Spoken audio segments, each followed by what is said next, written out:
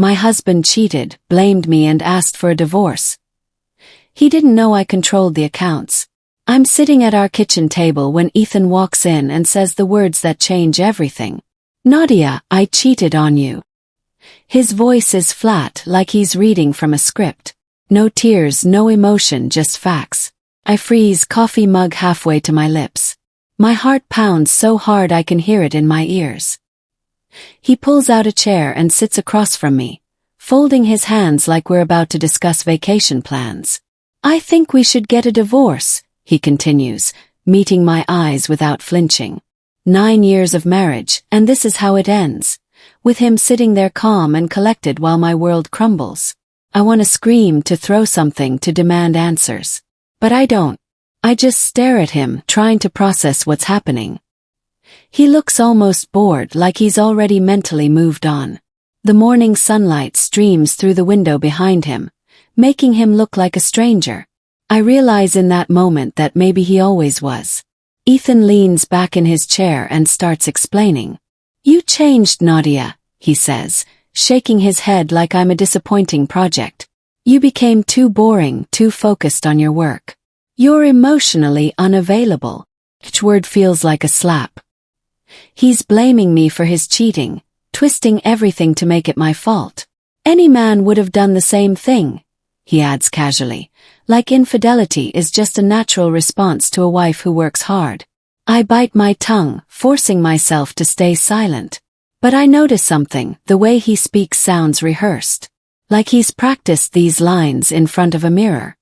His eyes don't show guilt or sadness. They show calculation.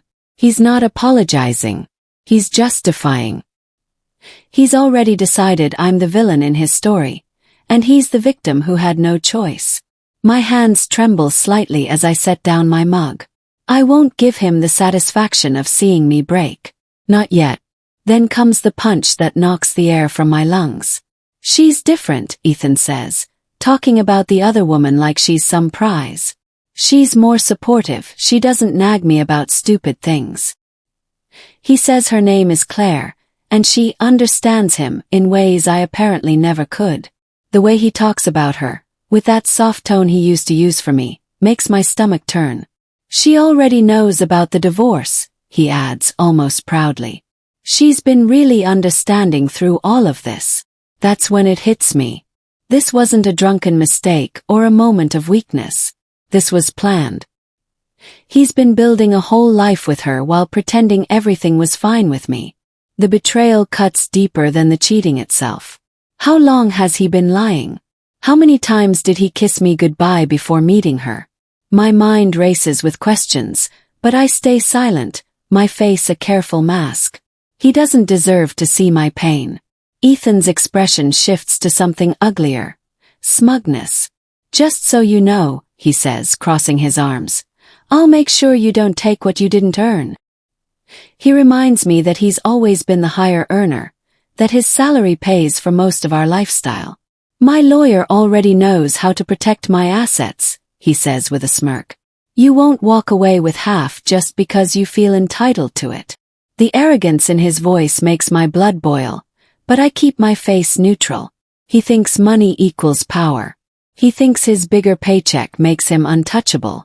What he doesn't know, what he's forgotten after years of refusing to look at our finances, is that I handle everything. Every bill, every account, every investment. He handed me that power years ago because he hated dealing with numbers. Now he's threatening me with assets I control. I almost laugh, but I don't. I just nod slowly, letting him believe he has the upper hand. Let him feel confident. It'll make what comes next so much sweeter. Instead of fighting back or crying or begging, I do something that clearly confuses him. Agree. Okay, I say quietly, my voice steady. If that's what you want, we'll get divorced.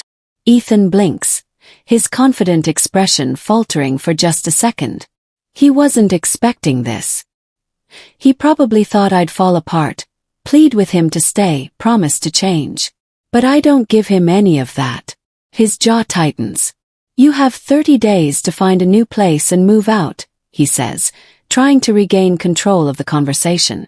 I nod again, taking another sip of my now cold coffee.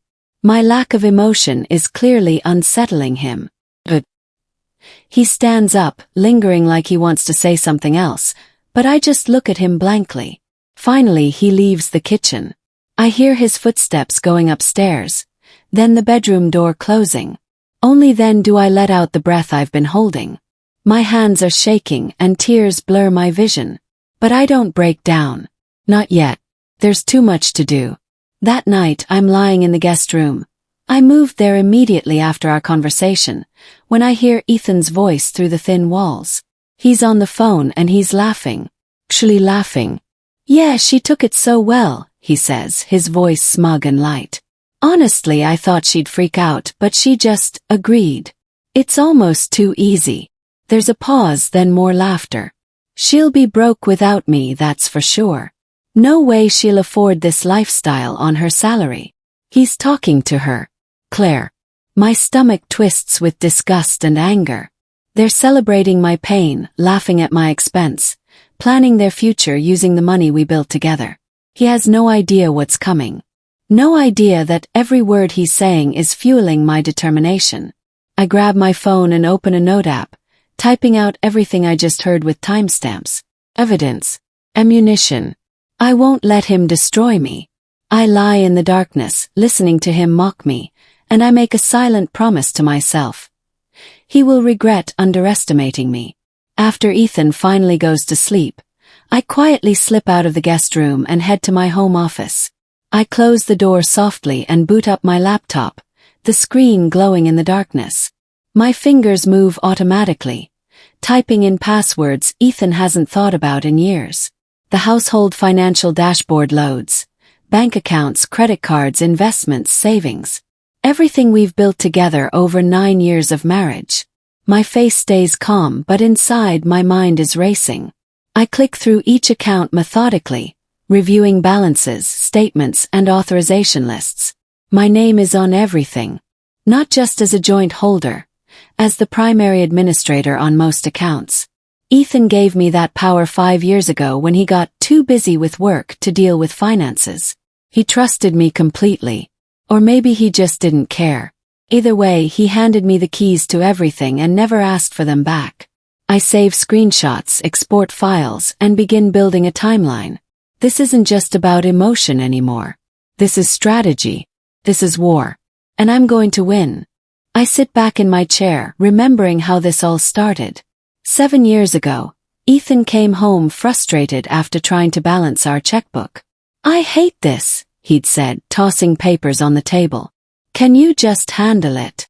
At first it was just bills, utilities, mortgage, groceries.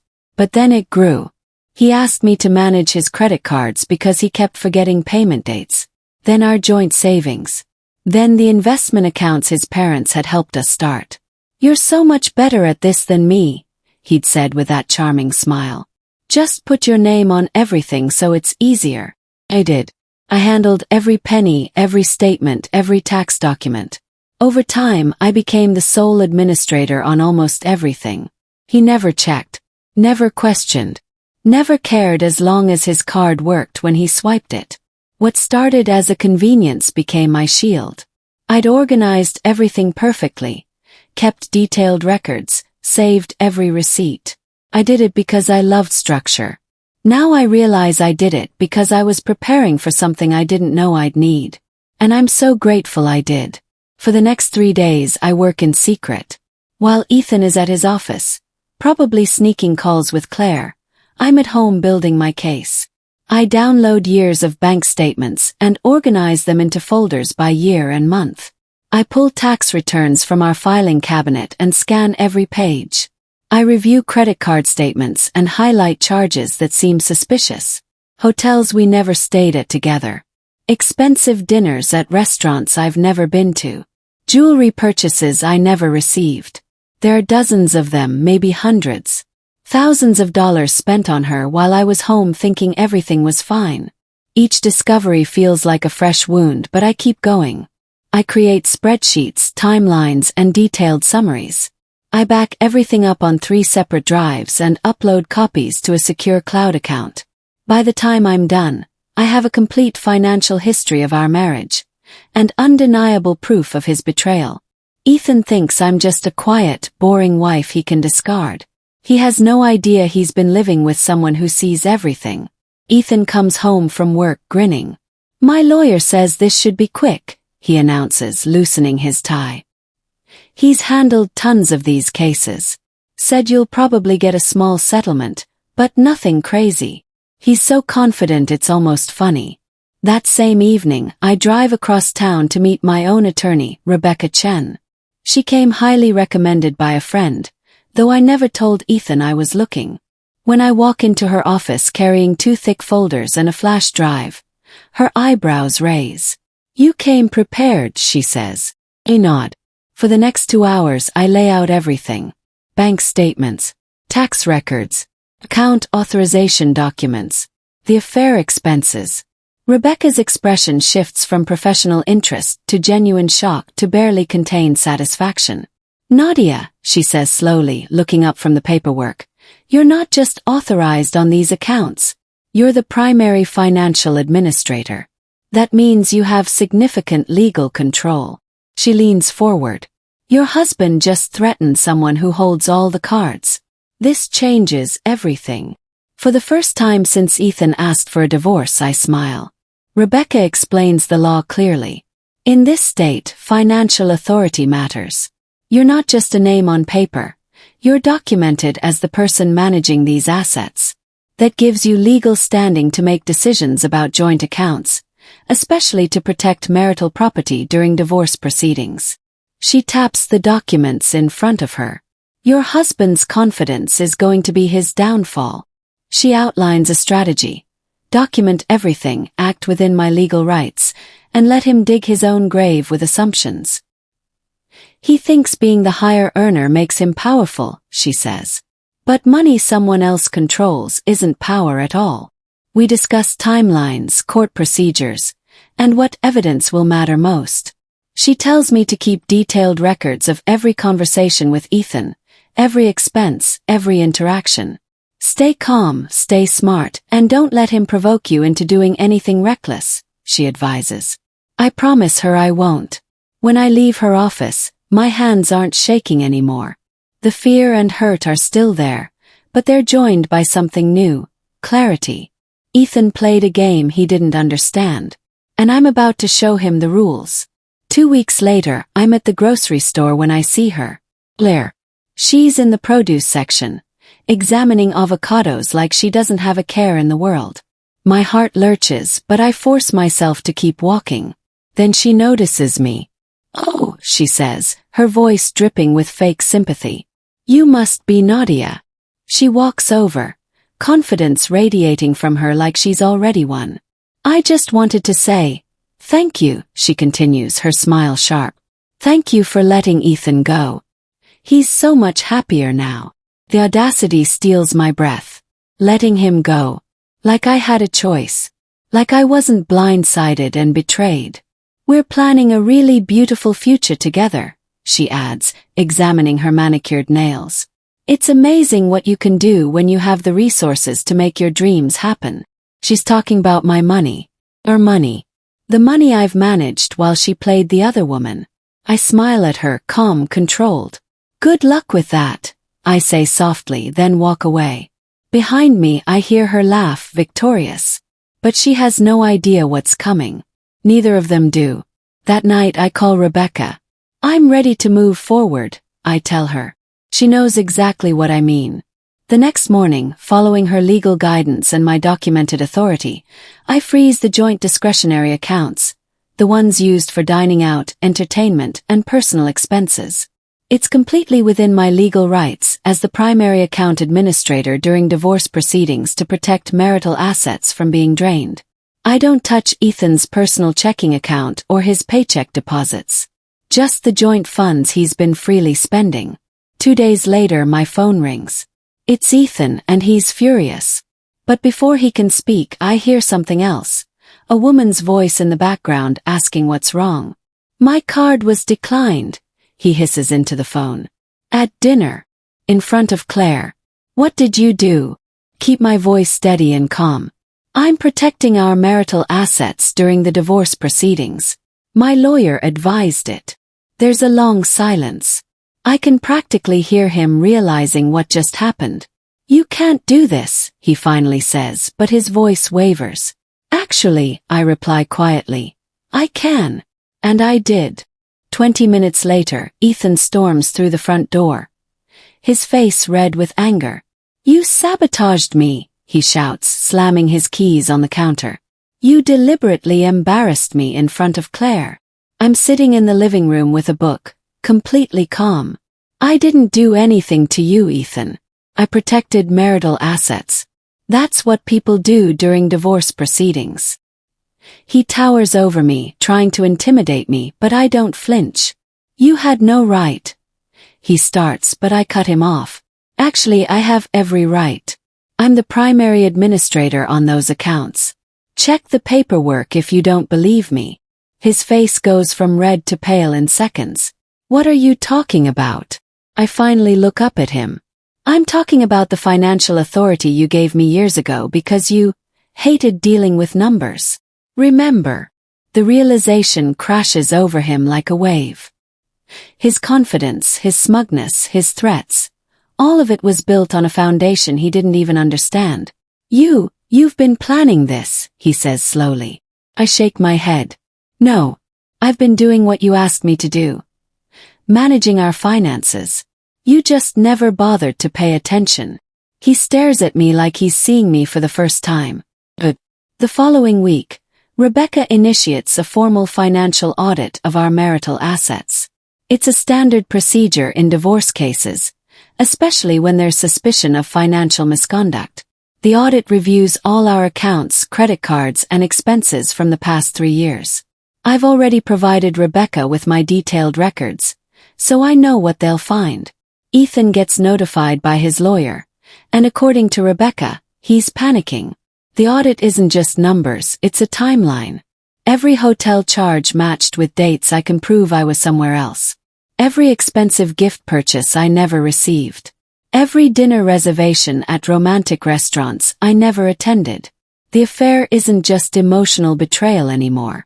It's documented financial misconduct. Thousands of dollars of marital funds spent on another woman without my knowledge or consent. Rebecca calls me with updates, her voice tinged with satisfaction. The audit is going exactly as we expected, she says. This is textbook financial impropriety in a marriage. The court won't look kindly on it. For the first time since this nightmare began, I feel something like hope. Justice might actually be possible. But Ethan isn't going down without a fight. I start hearing from friends and family that he's been talking about me, telling people I'm vindictive, unstable, and trying to destroy him financially out of spite. My cousin calls concerned. Is everything okay? Ethan said you've been acting erratic. My chest tightens with anger, but I keep my voice steady.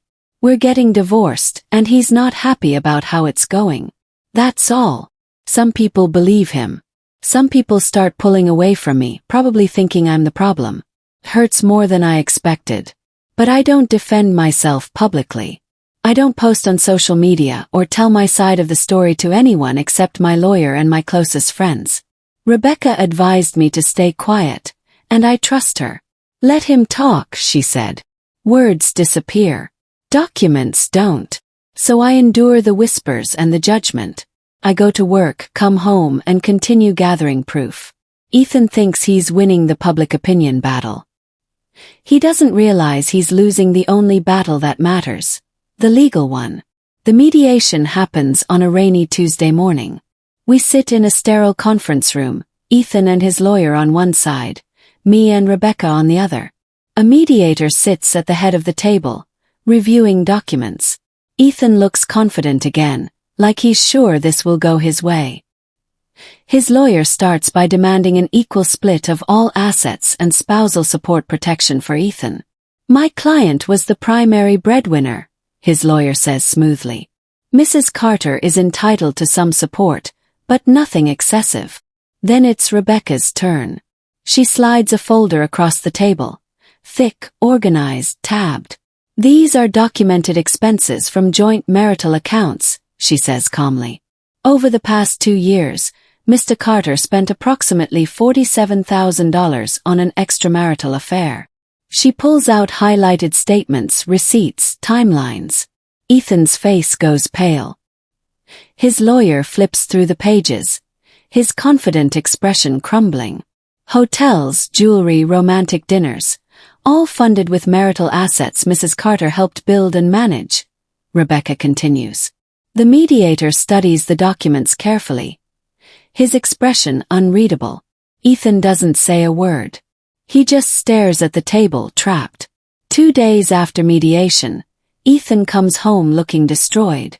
I'm in the kitchen making tea when he walks in, and for the first time he doesn't look angry. He looks scared. Claire broke up with me, he says quietly. I don't respond, just keep stirring my tea. She said things got too complicated. That she didn't sign up for all this legal mess. His voice cracks slightly. She blocked my number. Finally look at him. His expensive suit is wrinkled. His hair is messy. The confidence that used to radiate from him is completely gone. She heard about the audit, he continues, almost talking to himself. She found out the money isn't just available, that she might get dragged into court proceedings. Claire disappeared the moment she realized the fantasy life Ethan promised her wasn't real. The money she thought they'd spend together is tied up in legal battles and controlled by the wife she mocked. Ethan sinks into a chair, head in his hands. Part of me feels a flicker of pity. But then I remember him laughing on the phone, celebrating how easy I was to fool. The pity dies instantly. The final court date arrives 3 months after Ethan asked for a divorce. We sit in the courtroom and I feel surprisingly calm. The judge, a woman in her 50s with sharp eyes, reviews the case file. Rebecca presents our evidence, the financial audit, the affair expenses, the account authorization documents, everything. She speaks clearly and confidently, painting a picture of financial impropriety and betrayal. Ethan's lawyer tries to argue that the expenses were minimal and that Ethan's higher income should count for more. But the judge's expression tells me everything I need to know. She's not impressed. When Ethan's lawyer claims I'm being vindictive by freezing accounts, the judge stops him. Mrs. Carter acted within her legal rights as the primary account administrator to protect marital assets during proceedings, she says firmly. That's not vindictive. That's prudent. I watch Ethan's shoulders slump. His confident posture from months ago has completely collapsed. The judge asks if he has anything to say. He shakes his head, silent. For once he has no words. No justifications. No excuses. Just consequences. The ruling comes 2 weeks later. I'm at home when Rebecca calls with the news. Nadia, you need to sit down, she says, and my heart races. But then she laughs, actually laughs. We won. Big. The judge ruled in my favor on almost everything. I retain primary control of our joint savings and investment accounts. I receive a significantly larger settlement than Ethan's lawyer wanted to give. And the judge ordered Ethan to repay $22,000 of marital funds he misused during the affair. Money to be paid directly to me.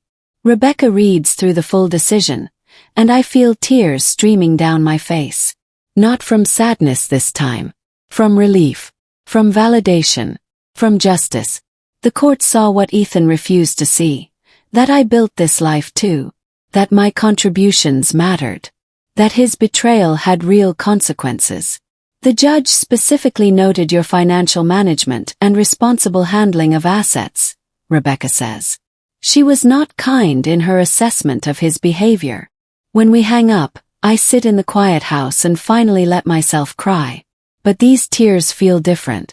They feel like healing. The aftermath is brutal for Ethan. Within 2 months he has to move from our house. I kept it in the settlement, to a small apartment across town. His lifestyle takes a massive hit. No more expensive restaurants or luxury purchases. His credit score drops after he struggles to repay the court-ordered funds. Friends who sided with him during the divorce start fading away when they realize the full story. Some reach out to me apologetic. Others just disappear from both our lives. One evening I receive a long email from him. The subject line reads, "I'm sorry." I stare at it for a full minute before opening it. Inside, it's pages of apologies, explanations, and regrets. He admits he was wrong. Says he underestimated me. Claims he didn't realize what he had until it was gone. He asks if we can talk, maybe find closure. I read it twice, then close my laptop without responding. He doesn't deserve my forgiveness or my closure. He had 9 years to appreciate me. Now he has a lifetime to regret not doing so. I delete the email and never look back. I spend the next few months slowly reclaiming my life.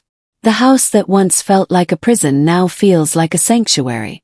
I repaint the bedroom walls a soft blue I've always loved but Ethan hated. I rearrange the furniture, donate things that remind me of him, and buy plants to fill the empty spaces. My home feels like mine for the first time in years. I start going to therapy, working through the betrayal and pain. My therapist helps me see that Ethan's cheating wasn't about me changing. It was about him being selfish and cowardly. I join a book club and reconnect with old friends I'd lost touch with. I take a weekend trip to the mountains alone, something I never would have done before. Slowly, carefully, I start discovering who Nadia is without Ethan. And I like her. She's strong. She's capable. She's not afraid anymore. One morning I wake up and realize I haven't thought about Ethan in 3 days. It feels like winning a war I didn't know I was still fighting. Freedom tastes better than revenge ever could. 6 months after the divorce is finalized, I run into Ethan at a coffee shop downtown. I'm waiting for my order when I hear his voice behind me. "Nadia." Turn around. He looks smaller somehow, like life has worn him down. His clothes are nice but not expensive. His smile is uncertain. "Hi," he says awkwardly. "How have you been?" Keep my expression neutral. "I've been good. You?" We make small talk for a few minutes, surface-level stuff about work and weather. He keeps glancing at me like he wants to say something deeper, but I don't give him the opening. When my coffee is ready, I grab it and offer a polite smile. "It was nice seeing you, Ethan. Take care." I walk out without looking back. Behind me, I hear him call my name once, but I don't stop. There's nothing left to say to him. No anger, no longing, no curiosity about what could have been. Just nothing. And that nothing feels like the ultimate victory. He's a chapter I've closed, a lesson I've learned, a person I've moved past completely. I'm free. Later that night I think about everything that happened. Ethan thought he could discard me like I was nothing. He assumed my quiet nature meant I was weak, that my willingness to handle finances meant I was subservient. He underestimated me at every turn. But I didn't win through revenge or cruelty. I won through preparation, patience, and simply protecting what was mine. I won because I paid attention when he didn't.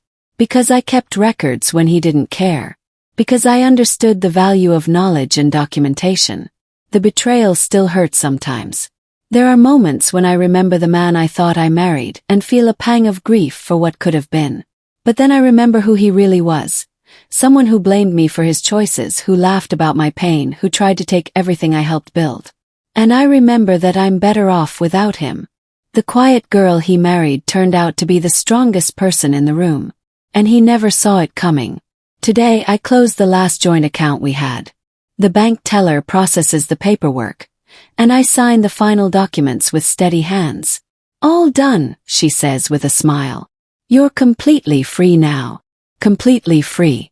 Those words settle over me like a warm blanket. I walk out of the bank into bright sunshine, and for the first time in a year I feel light. No more lawyer calls. No more court dates. No more financial entanglements with a man who betrayed me. Just me, my life, and a future I get to design completely on my own terms. I think about everything I've learned. That financial literacy is self-defense. That quiet strength is real strength. That being underestimated can actually be an advantage if you're smart about it. That you don't need to shout to be heard. You just need to be prepared. I get in my car and drive toward my beautiful, peaceful home. The one I kept. The one that's truly mine now.